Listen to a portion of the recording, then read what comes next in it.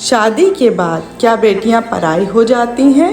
पति 2 दिन के लिए ऑफिस के काम से दूसरे शहर जा रहा था तो पत्नी से बोला कि चलो तुम्हें तुम्हारे मायके छोड़ देता हूँ। अकेले यहाँ घर में रहकर क्या करोगी और तुम बहुत डरपोक भी हो। वो खुशी खुशी तैयार हो गई। मायके के घर का दरवाज़ा खुला था। माँ और बाबा बाहर बालकनी में बैठे खाना खा रहे थे, अचार और चटनी के साथ।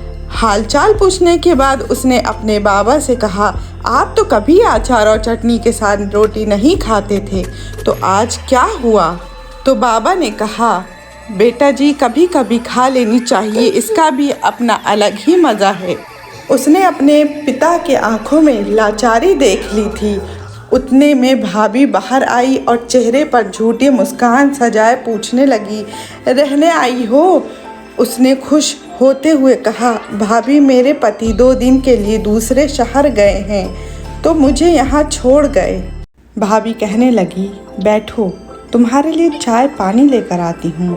वो भी अपने माता पिता के खाए हुए बर्तन समेटने लगी और कहने लगी कि मैं भी भाभी की मदद कर देती हूँ और साथ ही भैया से भी मिल लूँगी।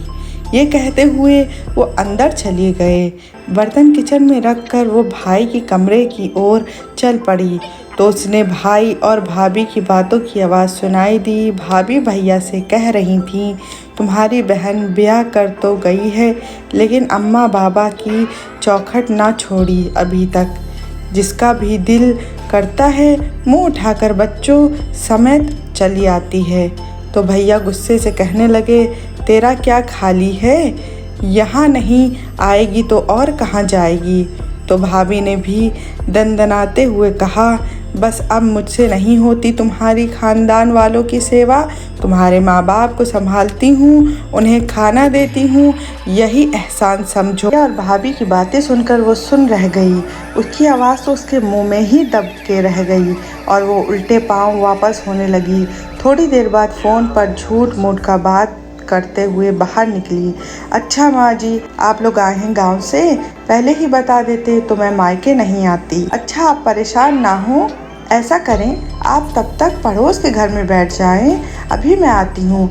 माँ बाबा ने देखा तो आश्चर्यचकित होकर पूछने लगे, बेटा क्या हुआ? अभी आई थी और अभी जा रही हो? कहने लगी, नहीं माँ बाबा, मेरी सासू माँ और ससुर जी आए हैं, उन्हें ऐसे कैसे छोड़ दूँ? अभी जाती हूँ, फिर कभी आ जाऊँगी। आप दोनों अपना ख्याल रखिएगा। अपने आंसुओं को दबाते हुए वो अपने माता पिता से मिली और बोझल कदमों के साथ खुद को हौसला देते हुए अपने घर को वापस चली गई। उसे रात के खाने में नमक ज़्यादा लग रहा था, जबकि वो नमक उसके गले से उतर रहे आंसुओं का था।